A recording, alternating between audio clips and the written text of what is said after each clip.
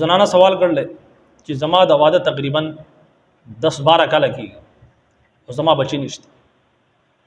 په دغه وجه باندې زما خاون ما وی ټکی می ظلم را باندې. حالانکه زه خپل د خاون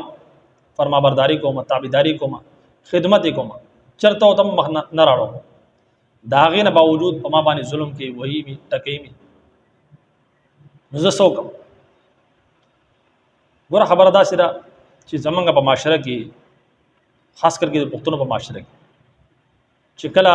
زنانه داسې چې بچی نه کېږي نو هغه چې کوم د قصوروار زنانه ټهراوي چې دا ښځه چې کوم د پدې کې قصور ده. حالانکه هغه خپل ټیسټ نه کوي، اکثر نه سبا کې چې مسائل راځي هغه د نارینه راځي. نارینه په منی کې یو خاص قسم د جراثیم چې هغه نه یا هغه کمی نو بیا چې کوم د حمل نه ټهراوي کې بچي چې کوم د هغه بیا نه پیګډ کی. نو پکار دادا چې کوم کسان د چا الواد نشته هغه پکار دا چې جدید دور رنه سبا ډاکټران شته لال دي خپل ټیسټ مې دوی خپل کور ټیسټ کور چې کوم کور والا داغه ټیسټ مو کی چې چا مسله داغه دی علاج وکي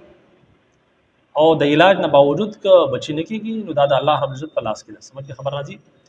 دا فیصله د الله رب العزت فیصله دي. پدې کې د زنانه قصور نشته چې تر لګي خپل زنانه وای واهې ټکی دغه شان دي ډیر شي کسان داسې چې زنانو لونه کیږي ځامن نه کیږي د هغه قصوروار چې کوم دي هم زنانه ټهراوي د هغه په وجه خپل خزیتا سپک ګوري بدره دی ته په دې کې د زنانه څخه قصور جناب دا خو الله په قران مجید کې فرمایي چې زه چالو غاړم ځامن ورکم چالو غاړم لونه ورکم چالو غاړم دواړو ورکم او څوک به بالکل باندې کوم چاله سم نه ورکو. باس خلک داسې چې داغو الواد نه غو چې زمونږ لور وخو چې بچي وشو باس خلک ګور الله پاک لونه ورکی دا لونه چې کوم دې سب بد شي نه دي کدا بد شي نو رسول الله صلی الله علیه وسلم تب الله رب العزت لونه نه ورکړي داغه چې کوم زامن هغه په ډوکوالي باندې الله رب العزت اغست چې کوم لونه وي هغه چې کوم دغه غټي شو بیا دغه ودونه شو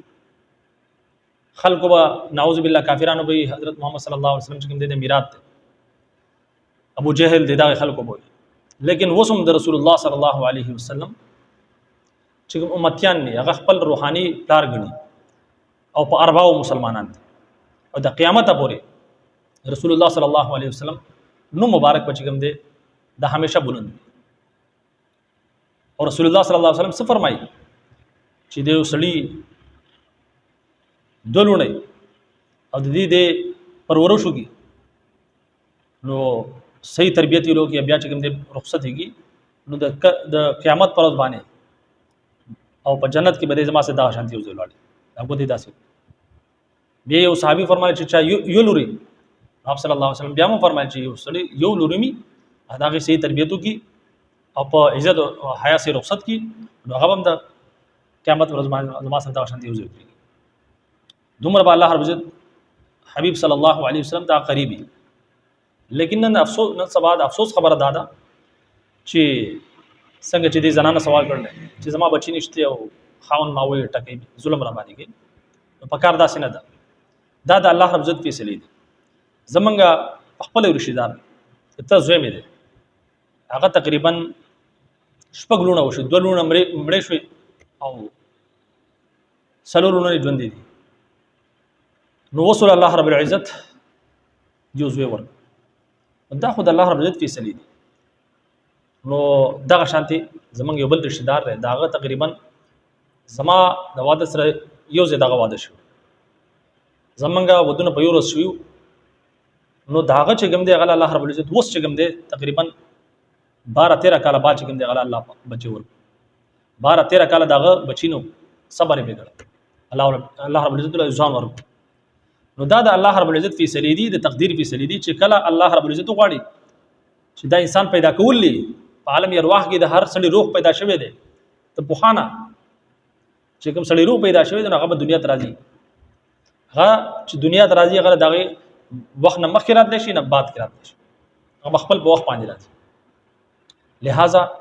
زمونږ په معاشره کې دا ډېر غټ ظلم دی چې په زنانو باندې دا ظلم کیږي. جو چې کوم زنانه بچی نه کیږي، څنګه چې تاسو تماوي چې اکثر په دې کې چې کوم غلطي لا مسلې بیماری هغه په مرد کې په نارینه کې خپل ټیسټ نه کې خپل ځان ته توجه نه ورکړي. الله رب العزت موږ تاسو ګور نه سبا ډېر نعمتونه دي الله رب العزت جدید دور رہے اور ہر قسم چې کوم بیماری دغه علاج موجود دی. ډاکټر ته ښکاره شي صحیح مستند ډاکټر ته خپل علاج هم کوي، خپل ټیسټونه مو کوي، خپل د کور والا ټیسټونه کوي چې چا بیماری دغه حساب سره دوا استعمال کوي. دغه نه بعد کوم دی بیا هم الله رب العزت نه بغوخته نه ترک کوي، الله رب العزت نه بیا هم غواړي ځکه چې دا دوايي چې کوم دا خو یو اسباب دي د سبب په تور د اسباب چې کوم دي بعض مرتبه موږ اسباب مختار کو الله رب العزت داغه فائدہ نه ورګي. د اسباب سره سره چې کوم دی موږ د الله رب العزت نه غواړو، موږ داسې کو یا خو موږ بالکل خالی اسباب اختیارو الله رب العزت ته توجه نه ورکو، یا صرف د الله رب العزت نه غواړو اسباب نه اختیارو. دا دواړه غلط دي، اسباب هم اختیارو او د الله رب العزت نه غواړو. او دا شان د خپل په زنانو باندې ګوره ظلم دا غټه نه انصافي ده. ظالم انسان چې کوم دی د قیامت پر ورځ باندې په تیرو کې به الظلم ظلمات یوم القیامه، او بیا خاص کر کې په خپل خزه باندې ظلم کول دا غټ ظلم دی. اور ظالم سره الله رب العزت نه معاف کوي.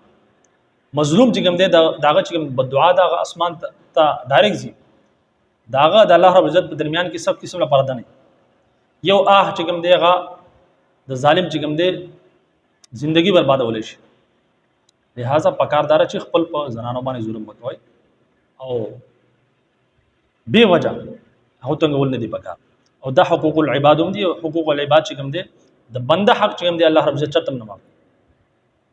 د قیامت پر ورځ باندې چې کوم دي ګوره د خزي خوند ځان خپل حقوق دي چې ستا حقوق ادا کوي، بیا تعالی پکار چې تم دا حقوق ادا کوي، هغه باندې ظلم ولې کوي. وګرنه پدې کې چې کم یوم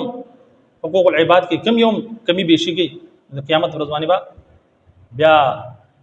الله رب عزت مخامخ کیږي. او چې سو پورې هغه سړی نه معاف کړي چې چا حق ته وهل چا حق ته غصب کړل او سې طریقې باندې تا دا حق د کړل ظلم دی بګړل زیاتې به کړل، د قیامت پر باندې چې کوم دی هغه حساب کیږي، هغه بدل بیا ورکړي. او ته بیا څه بدلای چې تاسو نه کېانی کړی هغه نه کېانی چې کوم دی هغه ستادي کور الله ته بیا ملاوي. بچ به ته باندې ظلم کړل زې وهلې ما ټکولې ما باندې چې کوم دی په دې وجه باندې چې زما بچی نو دا خوستا کارو الله د بزب ولما زبټ ولا بټکولم زما ځامن بنه کېدو د بزو ولا بټکولم دا خوستا کارو الله.